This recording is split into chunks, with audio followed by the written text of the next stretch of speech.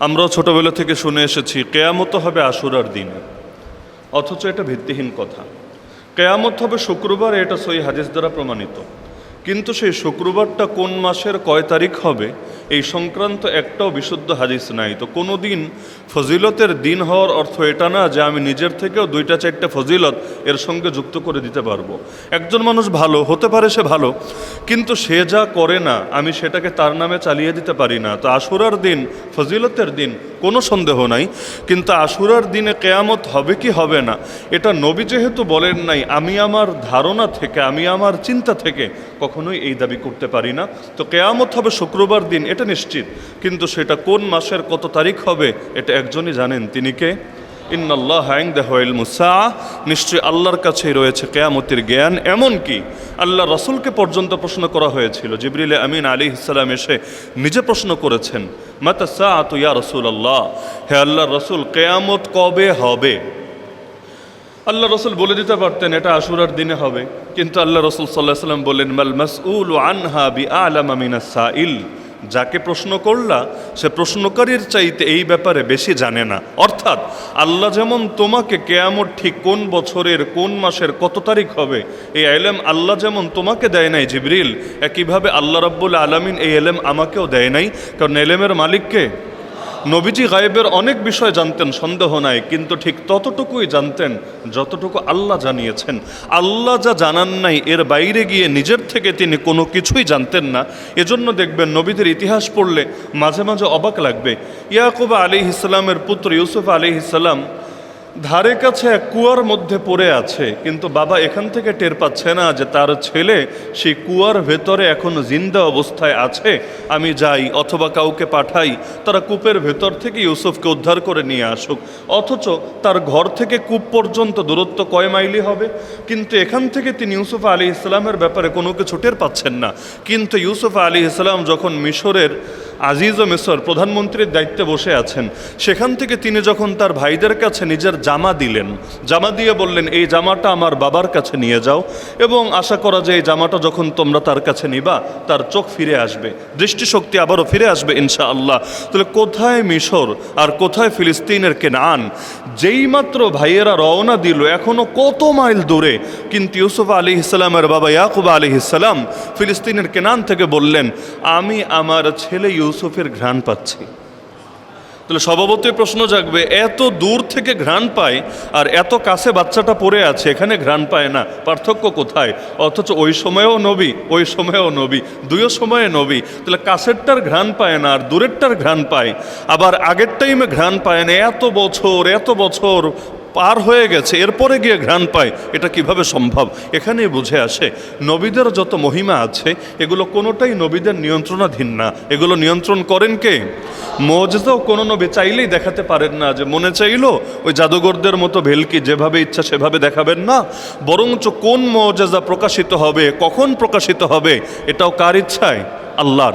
এজন্যই তো ঈসা আলাইহিস সালাম যখন কোনো মৃত মানুষকেও জীবিত করার ইচ্ছা করতেন, তিনি গিয়ে এটা বলতেন না আমার আদেশে জিন্দা হয়ে যাও, তিনি বলতেন কুম বিইذনিল্লাহ, কুম বিইذনিল্লাহ, আল্লাহর আদেশে উঠে যাও। তাহলে এটা বললে যে সে উঠবে তিনি বুঝলেন কিভাবে? কারণ এই ইলম তার ভেতরে ঢেলে দিয়েছেন আল্লাহ, যার কারণে তিনি তার ইলমকে কাজে লাগিয়ে তাকে গিয়ে বলছেন ওঠো, তবে আমার ইচ্ছায় না, আমার আদেশে না, তুমি ওঠো আল্লাহর নির্দেশে, আল্লাহর হুকুমে। যার কারণে আলহামদুলিল্লাহ এমন অনেক হয়েছে তিনি মরা মানুষের পাশে গিয়ে বলেছেন কুম বিইذনিল্লাহ, বলতে দেরি, মরা মানুষ জিন্দা হয়ে উঠতে দেরি না। তো যার কারণে মুহররমের সঙ্গে অনেক বিষয় জড়িত আছে। এমনকি মুহররমের প্রথম দিনের সঙ্গেই তো সাইয়্যিদুনা ওমর ইবনুল খাত্তাব রাদিয়াল্লাহু তাআলা আনহু শাহাদাতের নির্মম ট্র্যাজেডি জড়িয়ে আছে। যদিও তাকে আঘাত করা হয়েছিল জিলহজ মাসে, তিনি নামাজ পড়াচ্ছিলেন মসজিদের ভেতরে, ইমামতি করছিলেন, ওই নামাজের ভেতরে তার উপর ছুরিকাঘাত করা হয়েছে, এমন গুরুতর এক আঘাত হয়েছে, সর্বশেষটা পুরো ছুরিটা তলপেটের মধ্যে ঢুকে গেছে। সেখান থেকেই তার মৃত্যু যন্ত্রণা সেই যে শুরু হলো, কয়েকদিনের মাথায় তিনি দুনিয়া থেকে চলে গেলেন, এবং মুহররমের প্রথম তারিখ তাকে আল্লাহ রসুল সাল্লাল্লাহু আলাইহি ওয়াসাল্লামের পাশে শেষবারের মতো শায়িত করে দেওয়া হলো। তাহলে মুহররম শুরুই হলো ওমর রাদিয়াল্লাহু আনহু শাহাদাতের ঘটনা দিয়ে। এমনকি ওমর তো সেই ওমর যার ব্যাপারে আল্লাহ রসুল হাদিসে জানিয়েছেন যে ওমর রাদিয়াল্লাহু আনহু যখন ইন্তেকাল করবেন ফিতনার দরজা এমনভাবে ভেঙে যাবে, খুলে যাবে না, এমনভাবে ভেঙে যাবে, খুললে তো আবার লাগানো যায়, কিন্তু ফিতনার দরজা এমনভাবে ভেঙে যাবে কিয়ামত পর্যন্ত এই দরজা আর বন্ধ হবে না। তার মানে ওমর রাদিয়াল্লাহু আনহু যখন শহীদ হয়েছেন সেদিন থেকে মুসলিম উম্মার মধ্যে হত্যাকাণ্ড, রক্তক্ষয়ী, সংঘর্ষ, ফিতনা, ফাসাদ সেই যে শুরু হয়েছে, যতদিন যাবে এটার পরিণতি ভালো হবে না, বরঞ্চ আরও খারাপ থেকে খারাপ হতে থাকবে। এমনকি সর্বশেষ ইমাম মাহদি আসবে কখন? সেই হাদিসের মধ্যে আছে, ইয়াকতাতিলু ইনদা কানজিকুম সালাসা কুল্লুহুম ইবনু খলিফা সুম্মা লা ইয়াসিরু ইলা ওয়াহিদিন মিনহুম। কিয়ামতের আগে মুসলমানদের বিশেষ কোনো গুপ্ত ভাণ্ডার, এখন এই গুপ্ত ভাণ্ডার দুরকম হতে পারে। কিয়ামতের আগে হয়তো কোনো গুপ্তধন আল্লাহর নির্দেশে প্রকাশিত হবে, অথবা এমন কোনো দামি সম্পদ যেটা নিয়ে সবার আগ্রহ আছে, এমন কোনো গুপ্তধন নিয়ে তিনজন ব্যক্তির মধ্যে মারপিট হবে, যেই তিনজনের পরিচয় হলো কুল্লুহুম ইবনু খলিফা, তারা প্রত্যেকেই রাজার সন্তান, প্রত্যেকেই বাদশার সন্তান। এরকম তিন প্রিন্সের মধ্যে মারপিট হবে একটা গুপ্তধন কে দখল করবে এটা নিয়ে। এখন সেটা কি তেল নিয়ে মারপিট হবে, নাকি আগামী দিনে আরও কোনো কিছু মাটির নিচ থেকে আল্লাহ প্রকাশ করবেন সেটা নিয়ে মারপিট হবে, এটা আমরা জানি না, আল্লাহ রাব্বুল আলামিন ভালো জানেন। তাহলে সেটা নিয়ে মারপিট হওয়ার পরের পরিণতি হবে তিনজনের কেউই জিতবে না, সবাই হারবে। এটা তাদের কারোই নিয়ন্ত্রণে যাবে না, নিজেরা মাইর করে সবাই ধ্বংস হবে। এরপর কালো পতাকাবাহী এক বাহিনী বের হবে, যারা পৃথিবীর পূর্ব দিগন্ত থেকে উদিত হয়ে দুনিয়ার কুফরি শক্তির বিরুদ্ধে লড়াই চালাবে। অবশেষে ইমাম মাহদি তিনি প্রকাশিত হবেন এবং হাজরে আসওয়াদ এবং মাকামে ইব্রাহিম এর মাঝে, রুকনিয়ামানি আর মাকামে ইব্রাহিমের মাঝে তিনি বায়াত গ্রহণ করবেন। তাহলে দেখা যাচ্ছে ইমাম মাহদিও আসবে একটা যুদ্ধের পরে, যে যুদ্ধ হবে কাফেরদের সাথে মুসলমানদের না, বরং মুসলমানদের তিনজন রাজার ছেলের মাঝে। লোভ তাদের কেমনভাবে নষ্ট করবে, নিজেরা মারামারি করে তিনজনই বরবাদ হবে। অবশেষে নেতৃত্বের শূন্যতা পূরণ করার জন্য ইমাম মাহদি আলাইহিস সালামকে আল্লাহ তাআলা বিশেষ দায়িত্ব দিয়ে প্রেরণ করবেন। তাহলে ফিতনা যে সেই যে শুরু হয়েছে, যার কারণে পরবর্তীতে এই ফিতনা আর বন্ধ হয় নাই। ওসমান রাদিয়াল্লাহু আনহুকে শহীদ হতে হয় নাই, কোরআন তেলাওয়াতরত অবস্থায় শহীদ করা হয়েছে, তাও নবীর শহরে। এমনকি সেই সময় মুসলমানদের এতটুকু শক্তি ছিল, এমনকি আলী রাদিয়াল্লাহু আনহু পর্যন্ত গিয়ে অনুমতি চেয়েছিলেন, ইয়া আমিরুল মুমিনিন, খালি অনুমতি দেন, আমরা এই বিদ্রোহীদেরকে এমনভাবে শায়েস্তা করি আগামী দিনে আর কেউ যাতে বিদ্রোহের কথা কল্পনাও করতে না পারে। কিন্তু ওসমান রাদিয়াল্লাহু আনহু দুই কথা চিন্তা করে রাজি হন নাই। এক নম্বর, তিনি চিন্তা করেছেন তার একার জন্য মুসলমানদের ভেতরে রক্ত ঝরবে, এটা তিনি মেনে নিতে পারেন নাই। তিনি ভেবেছেন মরলে আমি একা মরব, কিন্তু আমাকে বাঁচানোর জন্য মুসলমানরা দুই দল হয়ে এক দল আরেক দলকে মারবে, আর যুদ্ধ হলে অনেক সাধারণ নাগরিক মদিনার বাসিন্দা যারা, তারাও ক্ষতিগ্রস্ত হবে, ঘরবাড়ি নষ্ট হবে, নারীদের ইজ্জত হুমকিতে পড়বে, বাচ্চাদের জীবনও নাশ ঘটতে পারে। সুতরাং তিনি চান নাই তার একার জন্য মুসলমানদের ভেতরে রক্ত ঝরবে। আর তিনি তো জানতেনই তিনি শহীদ হবেনই হবেন। বলবেন কিভাবে জানতেন? কারণ নবীজির ভবিষ্যৎবাণী ছিল। ওই হাদিস আমি আগেও শুনিয়েছি, আল্লাহ রসুল সাল্লাল্লাহু আলাইহি ওয়াসাল্লাম উহুদ পাহাড়ের উপর উঠেছিলেন, ওই সময় উহুদ পাহাড়ে ভূমিকম্প শুরু হয়েছিল। আল্লাহ রসুল সাল্লাল্লাহু আলাইহি ওয়াসাল্লাম উহুদ পাহাড়কে পা দিয়ে আঘাত করে বললেন, পাহাড় তুই থেমে যা, তুই নড়িস না, তুই কম্পিত হোস না। কেন? ফাইন্নামা আলাইকা নাবিয়্যুন ওয়া সিদ্দীকুন ওয়া শাহীদান, তোর উপর দাঁড়িয়ে আছে একজন নবী, একজন সিদ্দিক, দুইজন শহীদ। নবীকে এটা তো সবাই জানে, মুহাম্মদুর রাসূলুল্লাহ সাল্লাল্লাহু আলাইহি ওয়াসাল্লাম। সিদ্দিককে এটাও সবাই জানে, আবু বকর সিদ্দিক রাদিয়াল্লাহু আনহু। দুই শহীদকে, মানুষ ছিলই আর দুইজন, একজনের নাম ওমর ইবনুল খাত্তাব আর একজনের নাম ওসমান যুন্নুরাইন। তাহলে মানুষ ছিলই দুইজন, আর নবী বলল দুইজন শহীদ, তাদের আর কারো বুঝতে বাকি নাই।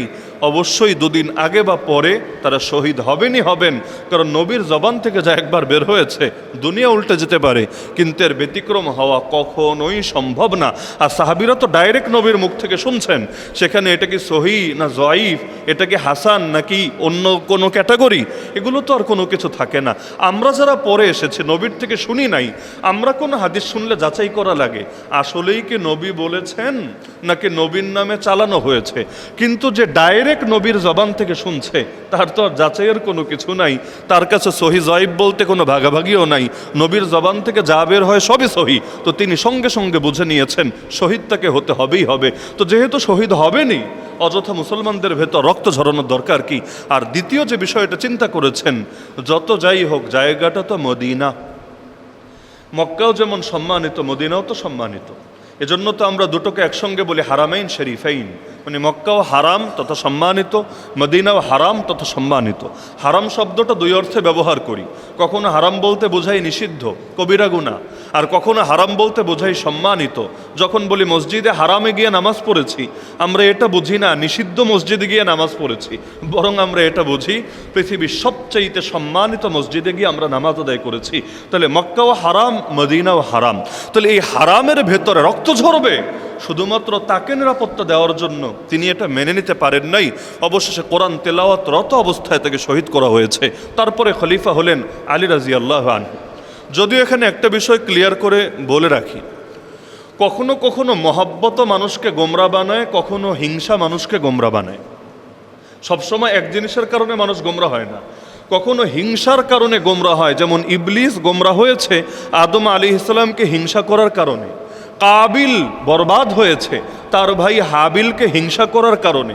ইতিহাসে এমন বহু নজির আছে যেখানে হিংসা, বিদ্বেষ, শত্রুতা মানুষকে গোমরা বানিয়েছে। আর কখনো মহাব্বত মানুষকে গোমরা বানায়। কিভাবে? আলী রাদিয়াল্লাহু আনহু যখন জীবিত, যখন খলিফা, তখনও কিছু লোক তার মহব্বতে এত বাড়াবাড়ি করে বসলো, তারা বলতে শুরু করলো আলী আলী না, আলী হলো ডাইরেক্ট খোদা, তিনি জিন্দা, এখনো মরেন নাই, দুনিয়ার বুকে আছেন। কিন্তু ওই সময় তার মহব্বতের নামে ওই মাঝে মাঝে দেখবেন কিছু লোক পাম্পট্টি দিতে গিয়ে, তোষামোদি করতে গিয়ে নেতার নামে, নেত্রীর নামে এমন কথা বলে, নেতাও লজ্জা পায়, বিব্রত বোধ করে, চেহারাটা নিচের দিকে নামিয়ে নিতে বাধ্য হয়। কেন? কারণ তেল দেওয়ারও তো একটা লিমিট আছে, ওভারলোড হয়ে গেলে সব জায়গায় তো ঝামেলা বটে। তো এখন আলী রাদিয়াল্লাহু আনহু জিন্দা, তারা উঠাতে উঠাতে নবীর সমানও না, ডাইরেক্ট আল্লাহ বানিয়ে ফেলেছে। তিনি তাদেরকে দাওয়াত দেওয়ার চেষ্টা করেছেন, বড় বড় সাহাবী পাঠিয়ে বোঝানোর চেষ্টা করেছেন, কাজ হয় নাই। অবশেষে তিনি সবগুলোকে গ্রেফতার করিয়েছেন। মহব্বতের নামেও যদি ভণ্ডামি হয়, সেটাকে ছেড়ে দেওয়ার কোনো সুযোগ নাই। যেমন মুহররম মাস শুরু হয়েছে, প্রতিদিন দেখি এখন একদল ঢোল নিয়ে নামে রাস্তার মাঝে, নিয়মিত শুনতে পাচ্ছে ঢোল, ঢোল তবলা বাজায়। অথচ নবী বলেন আল্লাহ আমাকে পাঠিয়েছেন বাদ্যযন্ত্র ভাঙার জন্য। নবী নিজে যেখানে বলেন, আরে হুসাইন না, হুসাইনের নানা, নবী নিজে যেখানে বলেন আল্লাহ আমাকে পাঠিয়েছেন বাদ্যযন্ত্র ভাঙার জন্য, সেখানে নবীর আহলে বাইতের নামে, নবীর নাতির নামে, তার প্রেমের সাইনবোর্ড লাগিয়ে কেউ যদি বাদ্যযন্ত্র ব্যবহার করে, এমনকি নাত বা কাওয়ালির নামেও কেউ যদি এই জাতীয় বাদ্যযন্ত্র ব্যবহার করে, আমি তো মনে করি এটা খালি পাপই না, বরং এটা মানে বিশাল পর্যায়ের একটা বেয়াদবি বটে। কারণ যেই নবীকে আল্লাহ পাঠালেন বাদ্যযন্ত্র ভাঙতে, তার নামে বাদ্যযন্ত্র বানালে ইসলামের আর থাকেটা কি? তার মানে নবীর চাইতে ইসলাম বেশি বুঝে ফেলেছে, আল্লাহর কোরআনের চাইতে ইসলামকে বেশি বুঝে ফেলেছে। অর্থ তো এটাই দাঁড়ায়। তো আলী রাদিয়াল্লাহু আনহু ছাড় দিলেন না, সবগুলোকে গ্রেফতার করে আনালেন। এমনকি তিনি বললেন, তোমরা যদি পরিবর্তন না হও, আমি তোমাদের সব কয়টাকে পুড়িয়ে মারবো। গলা কেটে মারবো তাও না, পুড়িয়ে, আগুনে পুড়িয়ে মারবো। এবার তারা বলল, আমরা আরো নিশ্চিত হতে পারলাম নিঃসন্দেহে আপনি খোদা। আরে কিভাবে? আমি বললাম পুড়িয়ে মারবো, আর তোমরা বলছো নিঃসন্দেহে আমি খোদা, মানে কি? তারা বলল, হ্যাঁ আমরা হাদিস শুনেছি, আগুন দিয়ে শাস্তি দেয় একমাত্র আগুনের রব, আগুন দিয়ে শাস্তি দেয় একমাত্র আগুনের রব, লা ইউআযযিবু বিন-নার ইল্লা রাব্বুন নার। সুতরাং আপনি যেহেতু বলেছেন আগুন দিয়ে পোড়াবেন, তার মানে আপনি খোদা, আপনি রব, এজন্য আপনি আমাদেরকে আগুন দিয়ে পোড়াতে চাচ্ছেন। অবশেষে আলী রাদিয়াল্লাহু তাআলা আনহুর নির্দেশে উতিয়া আলিয়ুন বিজানাদিকাতিন ফাআহরাকাহুম, তিনি তাদেরকে পুড়িয়ে ফেললেন। যদিও এখানে একটা ব্যাখ্যা আছে, যে ব্যাখ্যাটা ইদ্রিস কান্দলাবী রাহমাতুল্লাহি আলাইহি করেছেন, যে সেটা হলো ডাইরেক্ট পুড়িয়ে মেরেছেন এমন না, বরং মারার পরে মেরেছেন, ইসলাম যেভাবে শিখিয়েছে সেভাবেই মারার পরে তাদেরকে তিনি পুড়িয়ে ফেলেছেন, লাশগুলোকে অন্যদের জন্য একটা দৃষ্টান্ত উপস্থাপন করার জন্য, যাতে করে কেউ আর ভবিষ্যতে এমন কোনো সাহস না করে। কিন্তু যেহেতু এটা হাদিসে নিষেধ আছে, এজন্য আব্দুল্লাহ বিন আব্বাস রাদিয়াল্লাহু আনহুমা আলী রাদিয়াল্লাহু আনহুর কাছে খবর পাঠালেন যে আপনার শাস্তি ঠিক আছে, কিন্তু শাস্তিটা যেভাবে দিয়েছেন এটা ঠিক হয় নাই, এটা হাদিসের সঙ্গে সাংঘর্ষিক বটে। তিনি হাদিসটাও তাকে লিখে পাঠালেন। আলী রাদিয়াল্লাহু তাআলা আনহু এটা দেখে বললেন, ঠিক আছে, আগামী থেকে আর আমি কারো ক্ষেত্রে আগুন ব্যবহার করব না, আমি অন্য কোনো পন্থায় শাস্তি দেব। তাহলে এখান থেকে কি বোঝা গেল, আলী রাদিয়াল্লাহু আনহু যখন মাটির উপরে, তখনও তার প্রেমের ব্যানার লাগিয়ে বাড়াবাড়ি হয়েছে নাকি হয় নাই? এখনো যেমন হচ্ছে। হুসাইন রাদিয়াল্লাহু তাআলা আনহুকে বারবার চিঠি লিখে ইরাক আসার ব্যাপারে, কুফা আসার ব্যাপারে ফুসলিয়েছিল কে? তিনি তো নিজের ইচ্ছায় আসতে আগ্রহ ব্যক্ত করেছেন এমন না, এমনকি মুআবিয়া রাদিয়াল্লাহু আনহু জীবিত থাকা অবস্থায়, তার মৃত্যুর আগে তিনি জীবিত থাকা অবস্থায় একের পর এক চিঠি পাঠিয়েছে। চিঠির সংখ্যা ছিল এত বেশি, অনেক ইতিহাসবিদদের মতে অন্তত 500 চিঠি গেছে, অন্তত 500 চিঠি। ওই জামানাতে একটা চিঠি যাওয়াই বিশাল ব্যাপার, তখন তার মোবাইলের যুগ না যে মনে চাইলো একটা ক্লিক করে দিলাম। আবার চিঠি পাঠানোটাও তো ঝুঁকির ব্যাপার, কারণ আমিরুল মুমিনের বিরুদ্ধে চিঠি পাঠাচ্ছে, কোনোভাবে যদি ধরা খেয়ে যায়, ওর 14 গোষ্ঠীর খবর আছে, তাহলে এই লুকিয়ে একটা চিঠি পাঠানোই তো বিশাল ব্যাপার। সেখানে শত চিঠি পাঠিয়েছে তার জীবদ্দশায়। কখন? যখন তারা জানতে পেরেছে হুসাইন রাদিয়াল্লাহু আনহু ওলিউল আহাদ হিসাবে ইয়াজিদকে বায়াত দিতে রাজি হয় নাই। মানে কি? মুআবিয়া রাদিয়াল্লাহু আনহু তার জীবিত থাকা অবস্থায় ইয়াজিদের পক্ষে বায়াত নিয়েছিলেন। মরার পর ইয়াজিদের বায়াত শুরু হয়েছে এমন না। হুসাইন রাদিয়াল্লাহু আনহুরা জীবিত, অন্য অনেক সাহাবী জীবিত, ওই সময়ই আমির মুআবিয়া রাদিয়াল্লাহু আনহু তার পুত্র ইয়াজিদের জন্য বায়াত নিতে শুরু করেছেন, যেটাকে বলা হয় ওলিউল আহাদের বায়াত। ওলিউল আহাদ মানে কি? ওই সৌদি আরব গেলে এই শব্দটা শুনবেন, মক্কায়ও শুনবেন, মদিনায়ও শুনবেন। প্রত্যেক খুতবায় খতিব সাহেবরা, এমনকি হজের খুতবায় পর্যন্ত দোয়া করতে বাধ্য হয়, শুধু আমিরের জন্যই না, শুধু তার দেশের শাসকের জন্যই না। প্রথমে শাসকের কথা বলে আল মালিক সালমান, এরপর বলে ও ওলিউ আহদিহি অথবা আল আমির মোহাম্মদ বিন সালমান। তাহলে মানে কি? মানে হলো মূল বাদশাহ তো একজন আছে, কিন্তু পরবর্তী গদ্দিনেশীন কে হবে? ওই সাহেবজাদার নামও, কারণ সন্তান তো অনেকজন থাকতে পারে, একজনের 10টা সন্তানও থাকতে পারে, কিন্তু রাজার পরে 10টা সন্তান রাজা হওয়া তো সম্ভব না। রাজা হবে কয়জন? তাহলে ওই যাকে আগের রাজা, পরবর্তীতে কে রাজা হবে, এই হিসাবে যেই সন্তানের নাম, যেই বংশধরের নাম ঘোষণা দিয়ে যায়, তাকে ইসলামী পরিভাষায় ওলিউল আহাদ বলে। ওলিউল আহাদ বলে, যেটাকে ইংলিশে বলে ক্রাউন প্রিন্স। ক্রাউন প্রিন্স, ওই MBS এর নামের আগেও লাগে ক্রাউন প্রিন্স। তাহলে আমির মুআবিয়া রাদিয়াল্লাহু আনহু তার জীবদ্দশায় ইয়াজিদের ব্যাপারে বায়াত নিয়েছিলেন, খলিফা হিসাবে বায়াত না, ওলিউল আহাদ মানে পরবর্তী গদ্দিনেশীন সাহেবজাদা হিসেবে বায়াত তিনি শুরু করেছিলেন। এবং তার নিকট কিছু লোক এই বার্তা পৌঁছিয়েছিল, যদিও এটা সত্য ছিল না, তার নিকট পৌঁছিয়েছিল ইরাকের লোকেরা, শামের লোকেরা, ইয়ামানের লোকেরা, অর্থাৎ মুসলিম বিশ্বের অধিকাংশ এলাকার লোকেরা বায়াত দিয়ে ফেলেছে, তারা ইয়াজিদকে আপনার পরবর্তী খলিফা হিসাবে মেনে নিয়েছে, কারো কোনো আপত্তি নাই। শুধু আপত্তি হলো মদিনার মক্কার লোকদের, এই হারামাইন শরীফাইনের লোকদের আপত্তি, আর কারো কোনো আপত্তি নাই। আমির মুআবিয়া রাদিয়াল্লাহু আনহু এটা বিশ্বাস করেছিলেন যে মনে হয় বিষয়টা এমনই। ইয়াজিদকেও তিনি প্রথম দিনেই মনোনয়ন দিয়েছিলেন এমন না, বরঞ্চ সেক্ষেত্রেও কিছু লোক তাকে বুঝিয়েছে, দেখেন এমনি মুসলমানদের ভেতর মায়ের পিঠ চলছে, ওমর শহীদ, ওসমান শহীদ, আলী শহীদ, হাসান শহীদ, তাহলে ধাপে ধাপে খালি রক্ত আর রক্ত ঝরেই যাচ্ছে। আপনি যদি মুসলমানদের কোনো অভিভাবক দিয়ে না যান, তাহলে আপনার পরে এখানেও মায়ের পিঠ লাগবে, পরবর্তীতে কে না কে গদি দখল করবে এটা নিয়ে ফাইট শুরু হয়ে যাবে। যেভাবে আল্লাহ রসুল সাল্লাল্লাহু আলাইহি ওয়াসাল্লাম যাওয়ার পরেও হালকা পাতলা শুরু হয়েছিল, আনসারি সাহাবীর একদল হয়ে গিয়েছিলেন, মুহাজিররা আরেক দল হয়ে গিয়েছিলেন। এমনকি কেউ এই মর্মে প্রতিশ্রুতি পর্যন্ত নিয়ে বসেছিলেন যে প্রয়োজনে তারা রক্ত ঝরাবেন। তো ওই রকম একটা কঠিন পরিণতি যাতে না হয়, এজন্য আপনি সুনির্দিষ্ট কারো নাম বলে যান। আর আপনার এই বংশধর ইয়াজিদ সে সবচাইতে পারফেক্ট, তার বুজুর্গই কম থাকতে পারে, তার চাইতে বড় বুজুর্গ থাকতে পারে, কিন্তু রাজনীতি সে ভালো বোঝে। সুতরাং যদি চান মুসলমানদের রাজনীতি ভালোভাবে চলুক, তাহলে ইয়াজিদকে আপনার পরবর্তীতে মনোনয়ন দিয়ে যান। এভাবে 1 জন 2 জন 10 জন 20 জন ফুসলাতে এক পর্যায়ে তিনি সিদ্ধান্ত নিলেন যে তিনি তাকেই পরবর্তী গদ্দিনেশীন হিসেবে ঘোষণা দিবেন। অবশেষে দিলেন এবং তার কাছে ভুল মেসেজ পৌঁছানো হলো, সবাই রাজি, খালি মক্কা আর মদিনার লোকদের সমস্যা। তিনি বের হলেন সফরে, হজের নিয়াতে। প্রথমে গেলেন মদিনায়, গিয়ে বড় বড় সাহাবীদের সঙ্গে দেখা করলেন, এমনকি আম্মাজান আয়েশা রাদিয়াল্লাহু আনহার সঙ্গেও সাক্ষাৎ করে বিচার দিলেন। বলবেন আম্মাজান আয়েশারে পেলেন কিভাবে? আম্মাজান আয়েশা আল্লাহ রসুলের পরেও বহুকাল বেঁচে ছিলেন। আল্লাহ রসুলের ওফাতের সময় তার বয়স মাত্র 18, আর আম্মাজান আয়েশার মৃত্যুর সময়, নিজের ওফাতের সময় তার বয়স 63। মানে আল্লাহ রসুলের ওফাত যেই বয়সে, আম্মাজান আয়েশা রাদিয়াল্লাহু আনহা সেই বয়সে। তাহলে 18 থেকে নিয়ে 63, কত লম্বা টাইম, 40 বছরের বেশি তিনি এরপরেও বেঁচে ছিলেন। তাকে গিয়ে বিচার দিলেন, দেখেন সারা দুনিয়া সবাই মেনে নিল, খালি মদিনার মক্কার গুটি কয়েক সাহাবীরই সমস্যা, আপনি তাদেরকে কিছু বলেন না।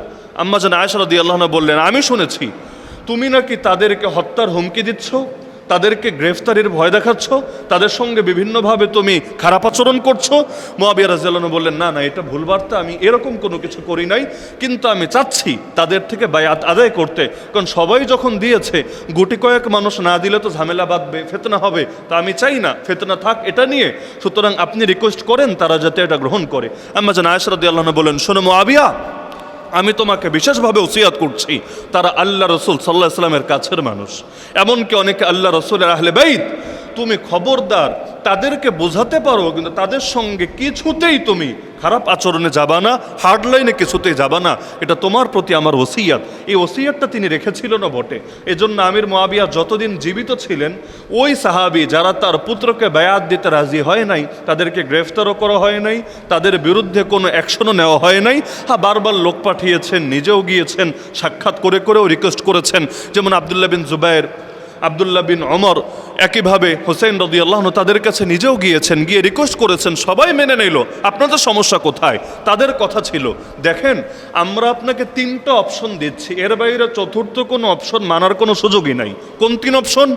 1 নম্বর অপশন হলো, আপনি হয়তো আল্লাহ রসুলের আদর্শ মানেন, নবীজি তারপর কাউকেই ঘোষণা দিয়ে যান নাই, নিজের বংশেরও না, অন্য বংশেরও না, কোনো কিছু না, আল্লাহর রাসূল বিষয়টা মুসলমানদের উপরই ছেড়ে রেখে গিয়েছিলেন, এবং তারপরে মুসলমানরাই নিজেদের ভেতরে আলাপ আলোচনা করে একমত হয়েছে, এবং এভাবে আবু বকর রাদিয়াল্লাহু আনহু নির্বাচিত হয়েছে।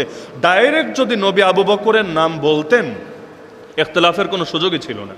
এমনকি যারা ইখতিলাফ করতো তাদেরকে আর হক হিসাবে বিবেচনা করা যেত না। কিন্তু নবীজির ইশারা ছিল। বলবেন কিভাবে ইশারা ছিল? যেমন তিনি যখন নামাজ পড়াতে পারেন নাই, নামাজ পড়ানোর দায়িত্ব দিয়েছিলেন কাকে? কেন আর সাহাবী ছিল না? এমনকি যখন তিনি বলেছেন, আবু বকর রাদিয়াল্লাহু আনহু কন্যা তো তার ঘরেরই বধূ আয়েশা রাদিয়াল্লাহু আনহা, তিনি আয়েশাকে বলেন, হ্যাঁ আয়েশা, তোমার বাবাকে বলো তোমার বাবা যাতে নামাজ পড়ায়। আম্মা জান আয়েশা রাদিয়াল্লাহু আনহা বললেন, ইয়া রাসূলুল্লাহ, এটা আমি পারবো না, আমার বাপের দিলটা বড় নরম, আমার বাবা নম্র দিলের অধিকারী, আপনি এখন অসুস্থ, নামাজ পড়াতে পারছেন না, এই কারণে তিনি যদি নামাজ পড়ান, তিনি যখন জায়নামাজে দাঁড়াবেন, নামাজ শুরু করবেন, আমি ভয় পাচ্ছি তিনি হয়তো হার্ট অ্যাটাক করেই মরে যাবেন, এই দুঃখ তিনি সামলাতে পারবেন না।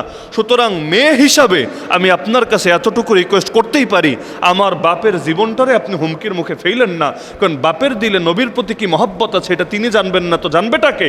জন্য তিনি বলেছেন, আল্লাহর ওয়াস্তে আমার বাপটারে দয়া করেন, আমার এই নম্র দিলের বাপটার জীবনটারে আপনি হুমকির মুখে ফেললেন না। কিন্তু আল্লাহ রসুল তার সিদ্ধান্তে অটল ছিলেন। অবশেষে আয়েশা রাদিয়াল্লাহু আনহা যেহেতু রাজি না, অন্যজনের মাধ্যমে তিনি খবর পাঠিয়েছেন, এবং অবশেষে তাই হয়েছে। তাহলে যিনি ইসলামে ঈমানের পর সবচাইতে গুরুত্বপূর্ণ বিধান কোনটা? নামাজ।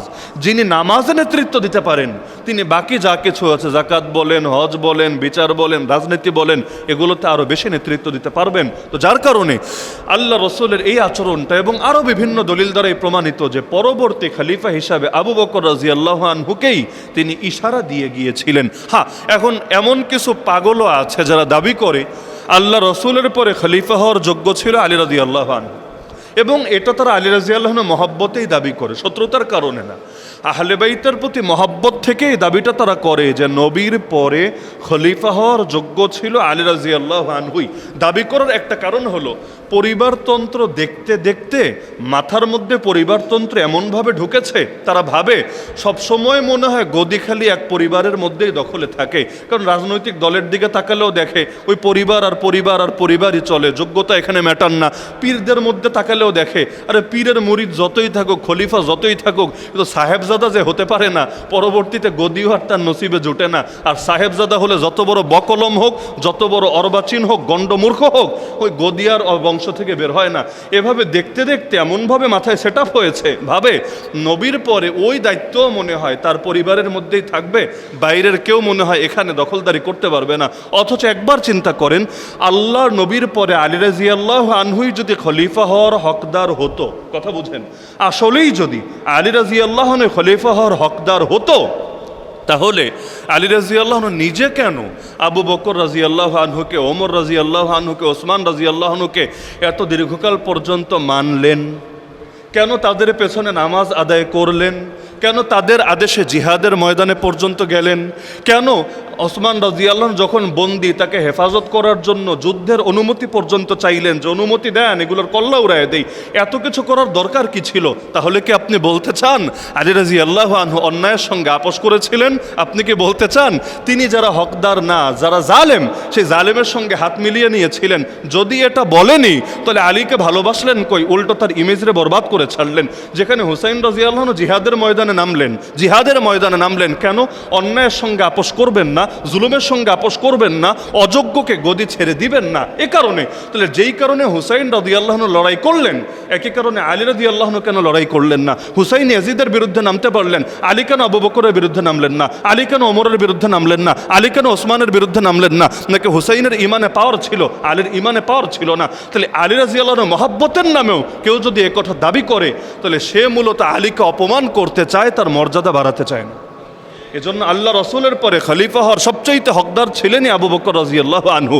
এবং জান্নাতের মধ্যেও আল্লাহ রসুলের পরে সবচাইতে বড় মর্যাদা যিনি পাবেন তিনি হলেন আবু বকর রাদিয়াল্লাহু আনহু।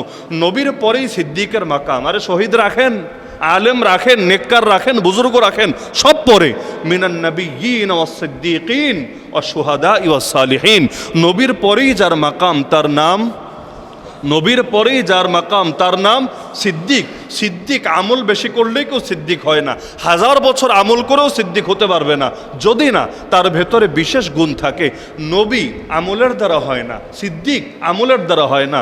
নবী এটাও ইলমি মর্যাদা, আল্লাহ তাআলা নবুয়তের বিশেষ ইলম তার বিশেষ বান্দাকে দান করেন। একইভাবে সিদ্দিক এটাও ইলমি মর্যাদা, একটা ইলমি শান, ঈমানের একটা বিশেষ স্তরে যদি কেউ পৌঁছায় তাকে সিদ্দিক হিসাবে অভিহিত করা হয়। মাকামের দাম আমলি মাকামের চাইতে বেশি। শহীদ আমলি মাকাম, বুজুর্গ আমলি মাকাম, যতই আমল করেন না কেন আমলি মাকামের চাইতে ইলমি মাকামের দাম বেশি। এজন্যই একজন আলেম যদি রাত কাটায় ঘুমিয়ে আর একজন ইবাদতকারী আলেম না সারা রাত কাটায় ইবাদত করে, বলেন তো কোনটার দাম বেশি? কোনটার দাম বেশি? নাউমুল আলিমি খায়রুম মিন ইবাদাতিল জাহিলি। বলবেন কেন? সে তো নফল নামাজ পড়ে নাই, ওই লোক তো নফল নামাজ পড়লো, ওর দাম বেশি না। ওই বুজুর্গ নফল নামাজ পড়েছে, এর দ্বারা ব্যক্তিগতভাবে লাভবান হয়েছে। আর আলেম ঘুমিয়েছে, যদিও নফল পড়ে নাই, কিন্তু তার শরীরে যে উদ্যম এসেছে, সতজেত এসেছে, এর দ্বারা এখন 1000 মানুষ উপকৃত হবে। তার ছাত্ররা উপকৃত হবে, তার শ্রোতারা উপকৃত হবে, তার ভক্তরা উপকৃত হবে, যারা তাকে অনুসরণ করে সবাই উপকৃত হবে। তাহলে আলেমের দ্বারা উপকৃত হয় 1000 জন, লক্ষ জন, কোটি জন, আর বুজুর্গের দ্বারা উপকৃত হয় সে নিজে একা। তাহলে যে নিজে নিজের উপকারে আসে আর যে অন্যের উপকারে আসে, দুজন কখনো সমান হবে? কখনো সমান হবে? এজন্য যত বুজুর্গ, দুনিয়া সব বুজুর্গরেও যদি এক পাল্লে উঠান, এদের সঙ্গে আলেমের উদাহরণ হবে কেমন?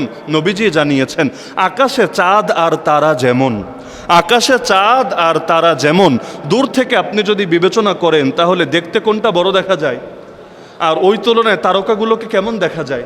এমনকি চাঁদ যখন আপন মহিমায় উজ্জ্বল থাকে, অনেক সময় অনেক তারা নজরেও পড়ে না। একইভাবে আলেমরা হলো সেই চাঁদের মতো। এমনকি নবীজি উদাহরণ দিয়েছেন এমনভাবে যে তোমাদের সবচাইতে সাধারণ লোকটার উপরে আমি নবীর যে মর্যাদা, আবেদের উপরে, ইবাদতকারী বুজুর্গের উপরে আলেমের সেই মর্যাদা। তো যার কারণে ইলমি মাকামের দাম সর্বদা উপরে। তাহলে আবু বকর রাদিয়াল্লাহু আনহু ছিলেন খলিফা, ওমর ছিলেন খলিফা, ওসমান ছিলেন খলিফা, আলী রাদিয়াল্লাহু আনহু এটা মেনেছেন। যার কারণে কেউ যদি বলে আলী সবচাইতে বড় হকদার ছিলেন, তাহলে এর দ্বারা আলীকে আপোষকামী হিসেবে চিহ্নিত করা হয়, তার বিপ্লবী সত্তার উপরে, তার ইমেজের উপরে এক ধরনের আঘাত হয়। আল্লাহ আমাদেরকে মহব্বতের নামে ভণ্ডামি থেকে হেফাজত করুন।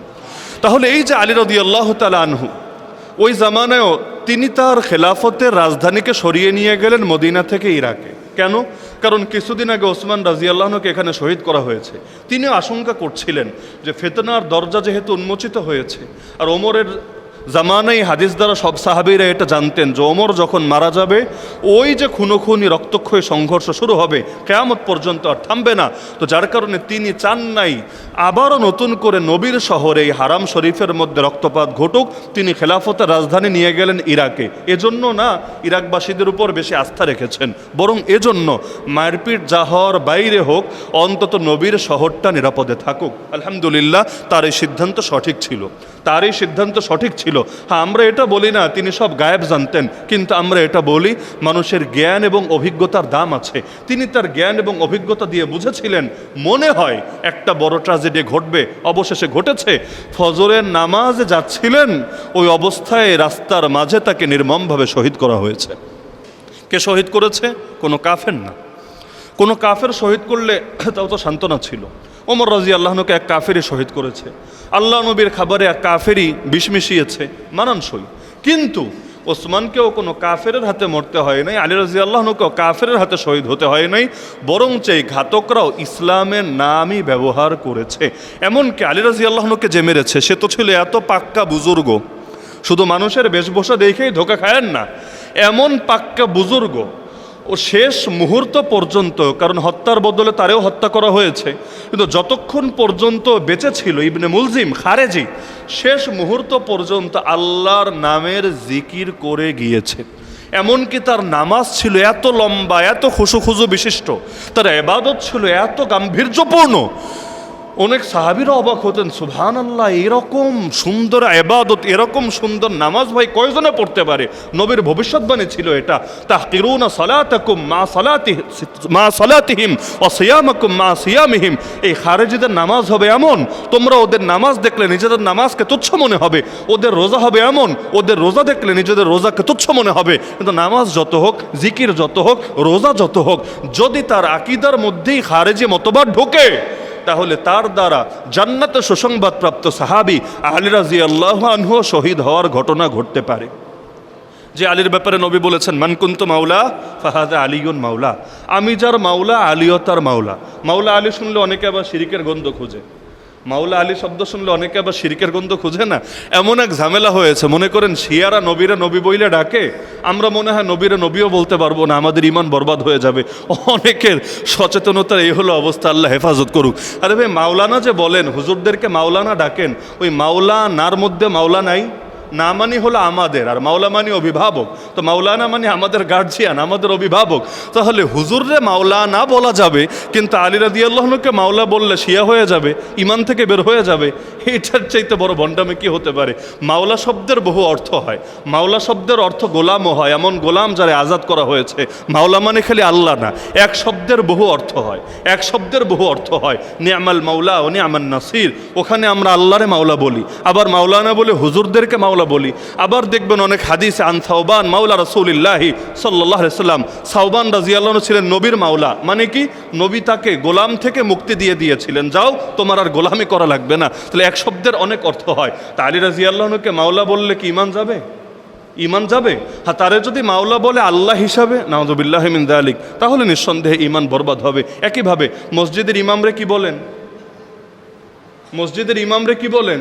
ইমামই তো বলেন। তাহলে ইমাম মাহদিরে ইমাম বললে জাত চলে যাবে?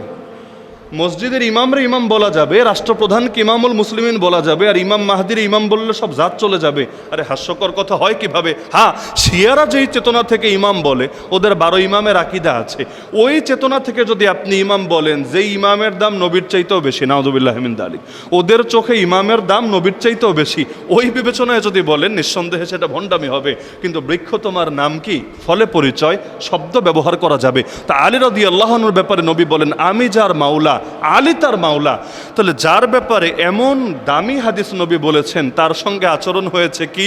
যখন তারে হত্যা করা হলো, ইবনে মুলজিমকে জিজ্ঞেস করা হলো, কি রে কাতালতা আমিরুল মুমিনিন, তুই বিশ্বাসীদের নেতা অর্থাৎ আমিরুল মুমিনিনকে মেরে ফেললি? সে বলল, লা, লা মানে হলো না, প্রশ্নই আসে না। বাল কাতালতু আমিরাল মুরতাদ্দিন, আমি আমিরুল মুমিনিনকে মারি নাই, মুরতাদদের আমির, ধর্মত্যাগীদের আমির, বেদিনদের আমিরকে মেরেছি, নাউযুবিল্লাহি মিন যালিক। তার মানে কি বুঝলেন? ওর চোখে ও এমন পাক্কা বুজুর্গ, ওই খুনিটা এমন পাক্কা বুজুর্গ, ওর চোখে আলী রাদিয়াল্লাহু আনহু মুমিন না, এবং যারা তারে মানে তারা একজনও মুমিন না। নবী যারা জান্নাতে সুসংবাদ দিয়েছেন, ওই ইমানের এমন লেভেলে চলে গেছে এই খুনি, ওর চোখে নবীর মুখ থেকে যারা জান্নাতে সুসংবাদ পেয়েছেন তারা ঈমানদারি না। এরকম ইসলামের বেশি বোঝা লোক এই জামানায় আছে নাকি নাই? আল্লাহ হেফাজত করুন। তা আলী রাদিয়াল্লাহু আনহুকে শহীদ হতে হলো। এরপর হাসান রাদিয়াল্লাহু আনহু আসলেন ক্ষমতায়। হ্যাঁ, বলবেন এখানেও তো পরিবারতন্ত্র দেখা যাচ্ছে না? দেখা যাচ্ছে না। কি কারণে? দুইটার মধ্যে বড় পার্থক্য আছে। আলী রাদিয়াল্লাহু আনহু নিজে তার পুত্রের কথা ঘোষণা দিয়ে যান নাই। নিজে দিয়ে যান নাই, তিনি চলে গিয়েছেন, তিনি তো সময় পান নাই, তাকে শহীদ করে দেওয়া হয়েছে।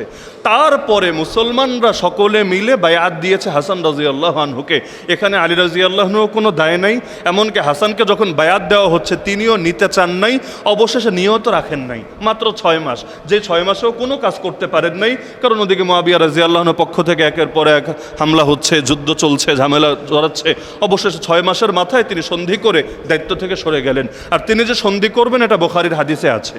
আল্লাহ রাসূল বলেন, ইন্না ইবনি হাযা সাইয়্যিদ, আমার এই নাতি নেতা হবে, আমার এই নাতি নেতা হবে।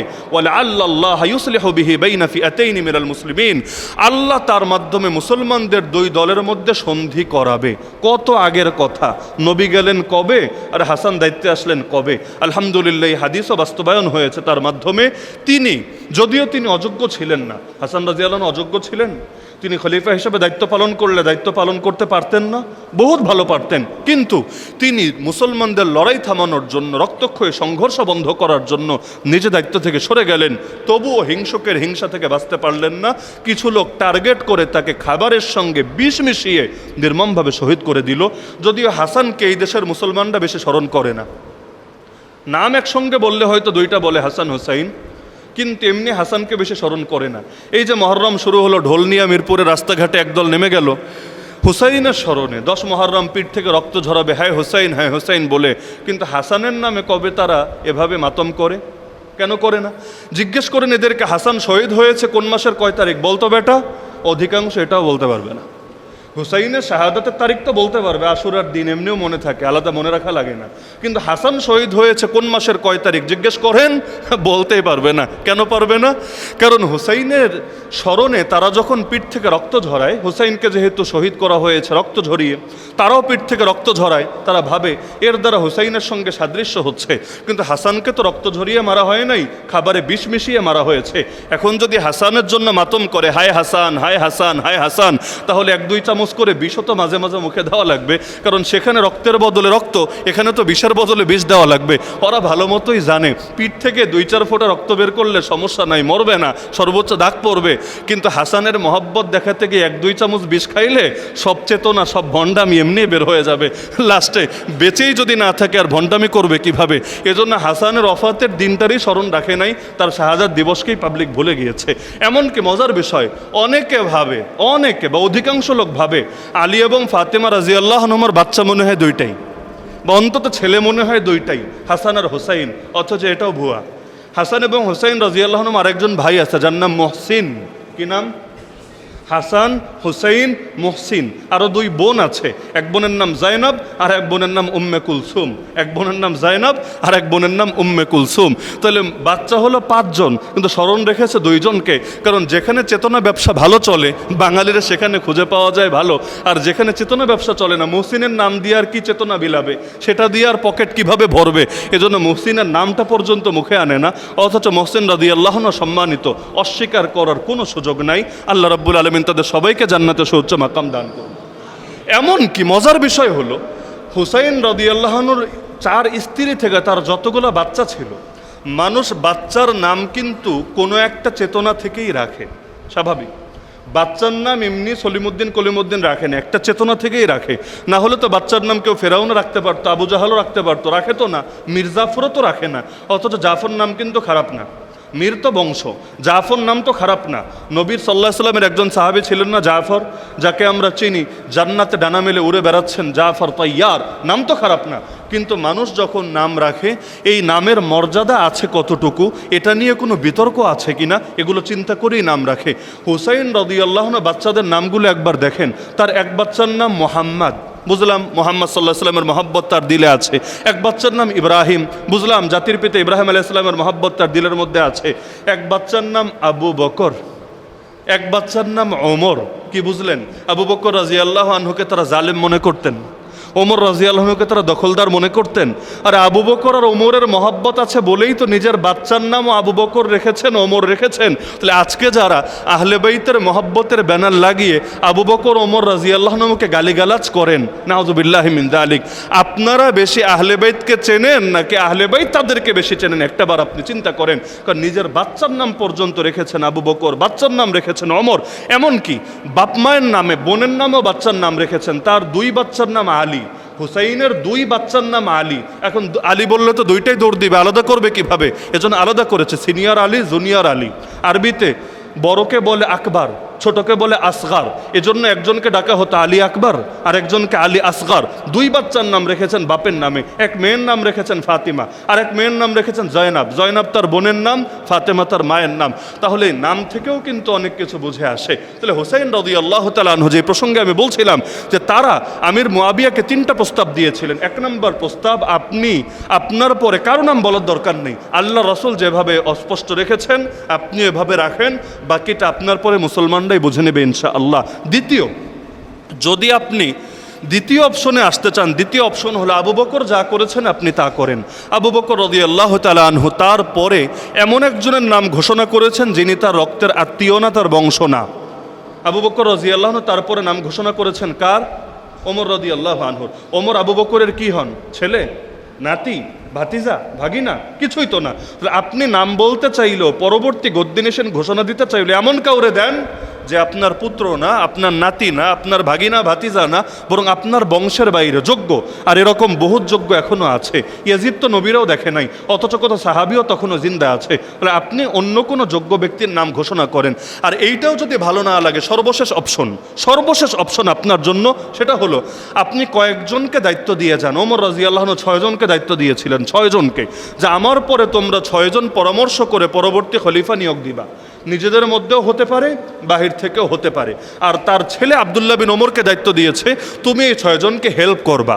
তুমি খলিফা হতে পারবা না, তুমি জাস্ট তাদেরকে হেল্প করবা, তাদেরকে সহযোগিতা করবা।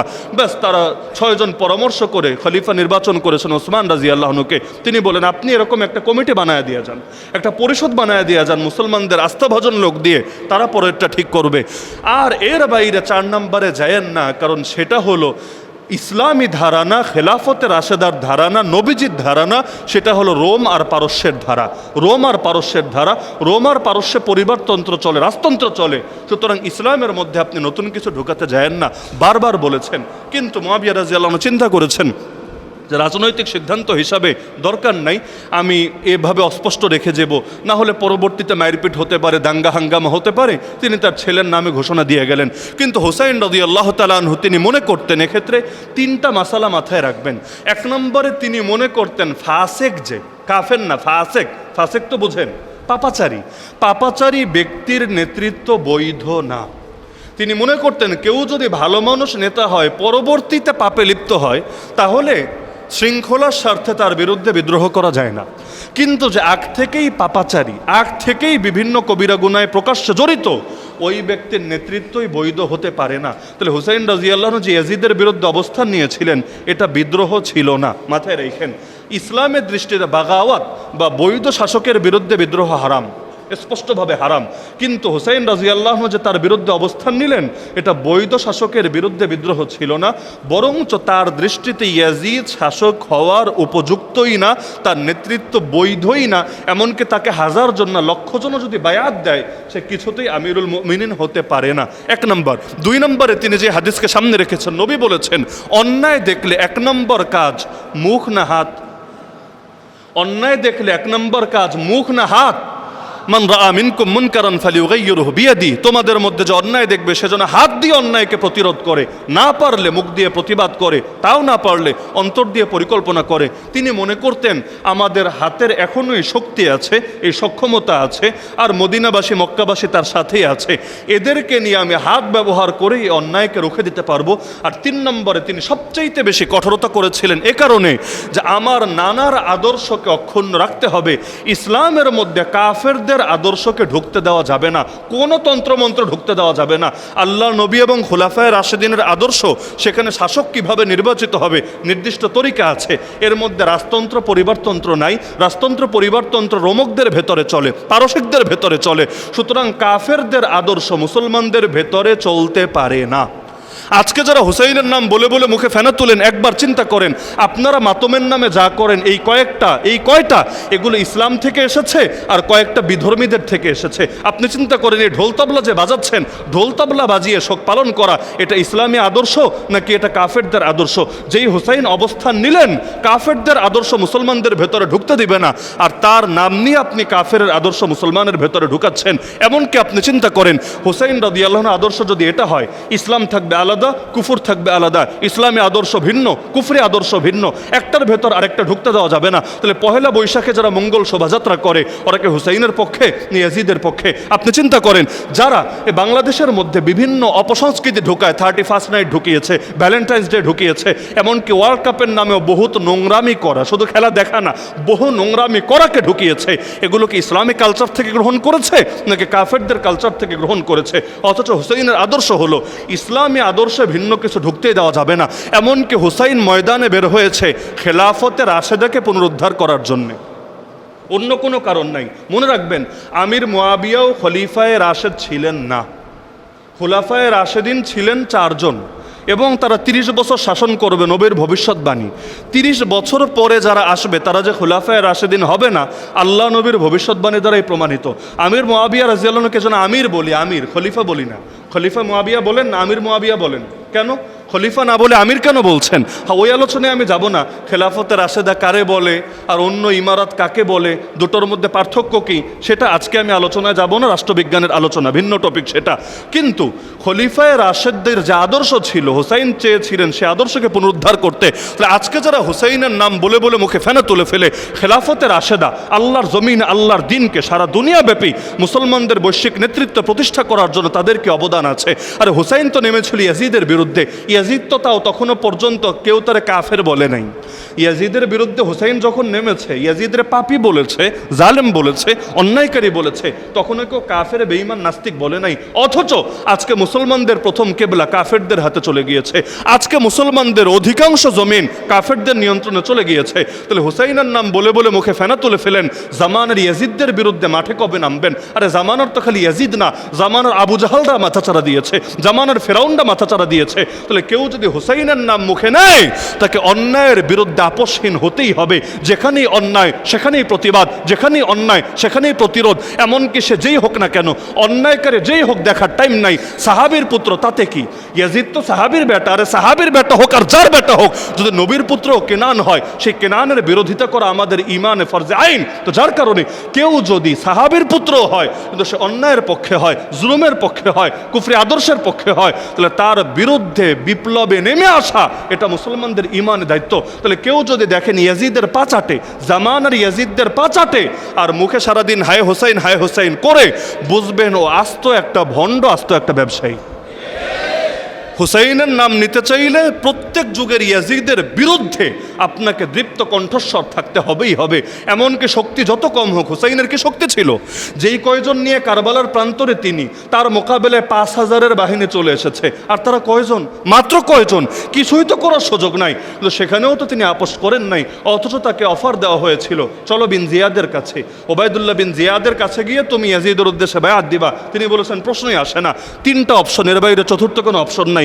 হয়তো আমি যেখান থেকে এসেছি সেখানে যেতে দাও, না হলে মুসলমানদের কোনো সীমান্ত এলাকায় চলে যেতে দাও, অথবা ডাইরেক্ট ইয়াজিদের কাছে নিয়ে যাও, আমি ফেস টু ফেস আলাপ করব। মাঝখানে কোনো ভায়াটায়া চলবে না। ওই বিন জিয়াদকে আর অন্যকে এগুলো আমার দেখার টাইম নাই, ডাইরেক্ট ইয়াজিদের কাছে নিয়ে যাও। 3টার কোনোটাই মানে নাই। অবশেষে তিনি বলেছেন তাহলে আর অন্যায়ের সঙ্গে কোনো ধরনের আপোষের কোনো প্রশ্ন নাই।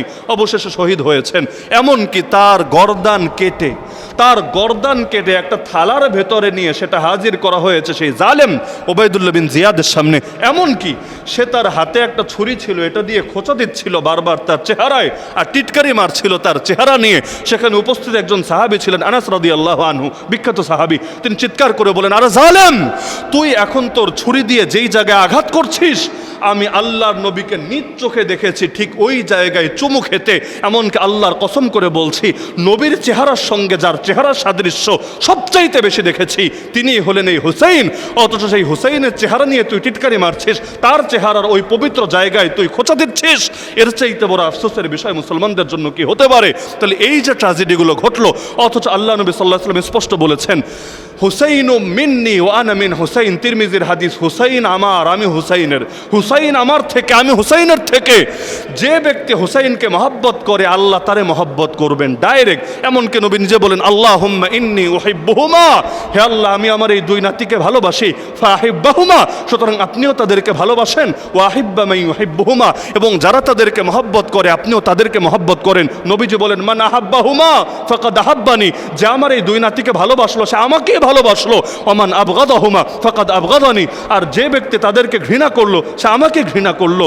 বলবেন এদেরকে নিয়ে এত বলার কি দরকার ছিল? কারণ মুস্তাদরাকে হাকিমে হাদিস আছে হুসাইনের জন্মের আগেই জিবরিল আলাইহিস সালাম এসে নবীকে সংবাদ জানিয়েছিল এই হুসাইনকে শহীদ হতে হবে, এমনকি যেই মাটিতে তার রক্ত ঝরবে ওই মাটি পর্যন্ত আল্লাহ নবীকে এনে দেখানো হয়েছিল। মুস্তাদরাকে হাকিমের মধ্যে হাদিস উল্লেখ হয়েছে। তো যার কারণে আল্লাহ নবী এতভাবে উম্মতকে সতর্ক করে গেলেন। কিন্তু চিন্তা করেন এত কিছুর পরেও এই জালেম উম্মত সেই হুসাইনকে ছাড়ে নাই। এমনকি মুআবিয়া রাদিয়াল্লাহু আনহু মরার আগে ওসিয়তনামা লিখে গিয়েছিলেন, শোনো পুত্র তুমি এদের থেকে বায়াত আদায়ের চেষ্টা করবা, যদি বায়াত না দেয় তুমি তাদের সাথে বেয়াদবি করো না, আহলে বাইতের মর্যাদার কথা মাথায় রেখো, এমন কিছু করবা না যাতে আহলে বাইতের মর্যাদা ক্ষুণ্ণ হয়। কিন্তু ক্ষমতায় বসতে না বসতেই এই জুলুম ক্ষমতার মোহ তাকে এমনভাবে অন্ধ করেছে, ক্ষমতায় বসতে না বসতেই জুলুমের দাস্তান শুরু করতে দেরি করে নাই।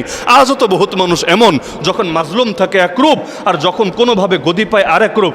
গদি পেলে এমনভাবে অহংকারে মেতে ওঠে তখন মনে হয় যেন আর কোনো দিন তাকে গদি থেকে নামতে হবে না, যেন আর কোনো দিন তাকে আল্লাহর বিচারের সম্মুখীন হতে হবে না। এত কিছু করে লাভ কি হলো? হুসাইন দুনিয়ার বাদশাহ হতে পারে নাই, কিন্তু মুমিনদের দিলের বাদশাহ হয়েছে। আর ইয়াজিদ দুনিয়ার বাদশাহী করে কি লাভ করেছে? কোন ঘোড়ার ডিম লাভ করেছে। ইয়াজিদের নাম শুনলেও মানুষ এখনো পর্যন্ত 1000 বছর পরে মুখ থেকে থুতো ফেলে। তো 2 দিন গদিতে থাকলে কি আর না থাকলে কি, দিলের মধ্যে যারা বাদশাহী করে তাদেরকেই প্রকৃত বাদশাহ বলে। এজন্যই তো কথা এসেছে ইসলাম জিন্দা হোতা হয় হর কারবালা কে বাদ। সুতরাং যারাই হুসাইনের মহব্বত দিলে লালন করেন আমি মনে করি তাদের প্রত্যেকের ইমানের দায়িত্ব এটাই হওয়া উচিত, আমরাও হুসাইনের মতো জামানার ইয়াজিদদের বিরুদ্ধে মাঠে অবতীর্ণ হব, আমরাও খেলাফতের রাশেদাকে পুনরুদ্ধার করার জন্য, ইসলামের মধ্যে ঢুকে যাওয়া সব তন্ত্রমন্ত্রকে উচ্ছেদ করার জন্য এবং আল্লাহ নবীর আদর্শ হুবহু আবারও এই জমিনে প্রতিষ্ঠিত করার জন্য প্রয়োজনে আমরাও কারবালার প্রান্তরে শহীদ হব। তো যতদিন পর্যন্ত আমরা বেঁচে আছি কোনো ক্ষমতাধর, সে ইয়াজিদ হোক, সে আবু জাহাল হোক, সে ফিরআউন হোক, তাদের সামনে মাথা নত করব না ইনশাআল্লাহ। এতটুকু চেতনা যদি কারো ভেতরে আসে আমি মনে করি সেও হুসাইনি কাফেলার একজন সদস্য হয়েছে। আর যদি দিন যায় জামানার ইয়াজিদদের পা চাটতে আর মুখে ফেনা তোলে হায় হোসাইন বলে, তারই দুনিয়ার সবচেয়ে বড় ভণ্ড আর ধর্ম ব্যবসায়ী বলে। আল্লাহ আমাদের এই সমস্ত চেতনা ব্যবসা থেকে দূরে থেকে বাস্তবেই হৃদয়ে চেতনা ধারণ করার তৌফিক দান করুন।